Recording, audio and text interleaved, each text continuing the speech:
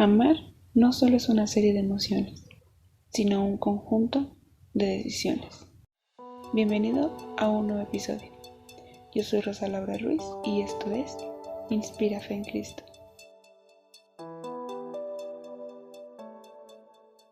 Amar no solamente es considerado como un conjunto de emociones o de sentimientos que puedes o no expresar, sino más bien se vuelve una serie de decisiones que en tu diario vivir y en cada una de tus acciones manifiestan el sentimiento del amor o las emociones que puedes expresar a través de una acción. Cada uno de nosotros decidimos mostrar nuestro amor de distintas maneras. Y así no solamente al expresarlo, sino también cuando percibimos ese amor de otros, lo percibimos de una manera única e irrepetible. Pero cada uno elegimos si mostrarlo o no. Cuando amas, simplemente no lo guardas en un cajón. No te olvidas de ese sentimiento o emoción, sino que aún de manera inconsciente lo expresas. Buscas la forma de que aquellos a quien amas no sean lastimados. Buscas la manera en que cada uno de los que te rodean, a quienes les quieres expresar amor, aun sin que lo digas con palabras, tus acciones muestren que tienes ese aprecio por ellos. El primer mandamiento para vivir la fe cristiana es amar a Dios. Amar a Dios con toda nuestra mente, cuerpo y alma.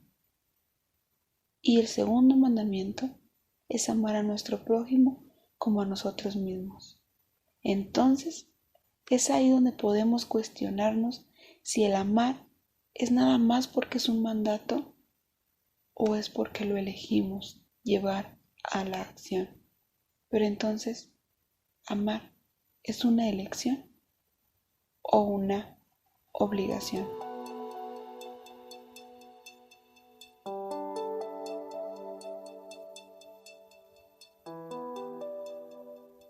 El amor se vuelve algo de lo que no puedes prescindir, ya sea que lo expreses de manera clara, de manera libre, en la que no te cohibas al decirlo o al actuar, teniendo el cuidado y las atenciones hacia otros, o que por el contrario te reserves a que solamente lo muestres a aquellos que son cercanos. Pero como seres humanos tenemos la libertad de decisión, es decir, tenemos la elección de si obedecer a ese mandato o simplemente dejarlo de lado. Entonces, aun cuando la palabra de Dios nos guíe a que es un mandamiento el amor, la misma palabra nos permite tener esa elección de amar o no amar. Dios no quiere que le amemos a Él de una manera obligada. Por ello Él nos hace el llamado a amarle, poniendo primero Él su amor en nosotros, depositando primero Él su amor en nuestras vidas, para posteriormente poder corresponderle a Él, amándolo con toda nuestra mente, con todo nuestro cuerpo y con toda nuestra alma. Podemos decir que el amar se vuelve una elección cuando somos conscientes que el amor es imprescindible, cuando en verdad queremos expresarlo. Pero el amor puede llegar a ser una obligación cuando simplemente te sientes con el compromiso de hacerlo, cuando no lo haces porque en verdad lo sientes en tu corazón, sino que actúas como si fuese algo que tienes que hacer o que tienes que expresar. Pero entonces ahí deja de ser amor. El amar es considerado como una elección, aunque muchas veces podamos decir que lo que sentimos no lo podemos cambiar o que no podemos elegir a quién amar. Sin embargo, el amor llega a ese punto con una serie de atenciones que lo preceden, con una serie de acciones que van antes de llegar a su totalidad al amor. Y así es con Dios. hay una serie de acciones, una serie de puntos clave que son notados por nosotros y que por ello nos lleva a adorar a Dios.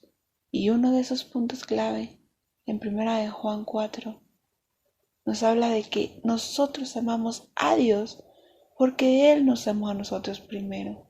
Y para ello nos hace la invitación de que amemos a nuestro prójimo para expresar el amor a Dios. Dice que si no amamos al que vemos, a nuestro hermano, a aquella persona que está a nuestro alrededor, viéndola, ¿cómo podríamos amar entonces a Dios que no lo vemos? Para adorar a Dios es necesario amarlo. Y eso solo es posible cuando lo reconocemos como nuestro único Señor y Salvador. Cuando somos conscientes que por gracia Él nos otorga la salvación, que es un regalo no merecido. Adoramos a Dios cuando aceptamos que Él deposita primero su amor en nosotros. Pero, ¿cómo podemos amar a Dios que no lo vemos si no somos capaces de amarnos a nosotros mismos o de amar a nuestro prójimo? Y entonces podemos hacernos la siguiente pregunta: ¿amar a Dios, adorar a Dios y amarnos a nosotros mismos es compatible?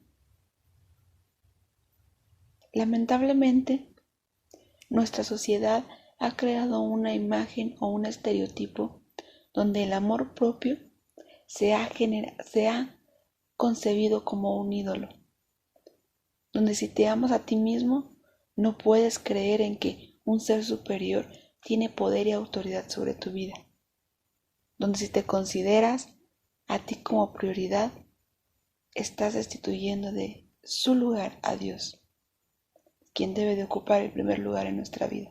Por ello muchas veces creemos que es incompatible el amarnos a nosotros mismos, el tener o conocer el amor propio, con el adorar a Dios. Pero Dios en su palabra, en Mateo 22, versículos 37 al 40, nos habla que necesitamos amar a Dios como primera instancia. Y necesitamos también amar a nuestro prójimo, como nos amamos a nosotros mismos. Pero entonces, ¿cómo podríamos amar a nuestro prójimo si no existe amor propio en nosotros? ¿Cómo podríamos llegar a ese punto? Necesitamos encontrar un equilibrio donde siempre nuestra prioridad sea Dios. Y Dios va a poner también el amor hacia nosotros. Va a poner el que tenemos que cuidar nuestro cuerpo, tenemos que cuidar nuestra mente, cuidar nuestra alma, nuestro corazón. Porque si aprendemos a cuidarnos físicamente, psicológicamente o espiritualmente, con esas tres áreas de nuestra vida completas, guiadas por el Espíritu Santo, vamos a poder cuidar el templo del Espíritu de Dios. Porque dice que somos templo de Él, somos templo de ese Espíritu. Cuando ponemos a Jesús como nuestro Salvador en nuestra vida, cuando le reconocemos, aceptamos por completo que el Espíritu Santo venga y more en nosotros.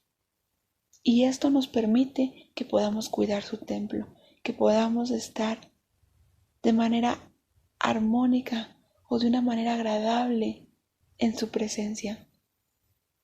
Y es ahí donde nos guía a amarnos a nosotros mismos, pero como una segunda instancia después del aprender a amar a Dios. Cuando aprendemos a amar a Dios y conocemos el amor propio, vamos a poder expresar el amor a nuestro prójimo. Y entonces existirá una armonía entre la adoración a Dios, el amor propio y el amor a aquel que nos rodea, conociendo el amor como una máxima expresión de adoración hacia Dios, eligiendo a amar, no porque se nos dé la orden, sino por agradar al Dios Todopoderoso que nos da la vida. Y las mejores formas de expresar nuestro amor es brindar atención, es brindar el tiempo necesario para generar una relación. Es poder priorizar el bienestar de otros. Es también poder expresar con acciones y palabras lo que sentimos. Pero aún en todas estas acciones necesitamos primero llevarlas en práctica para que sea nuestra expresión de amor hacia Dios.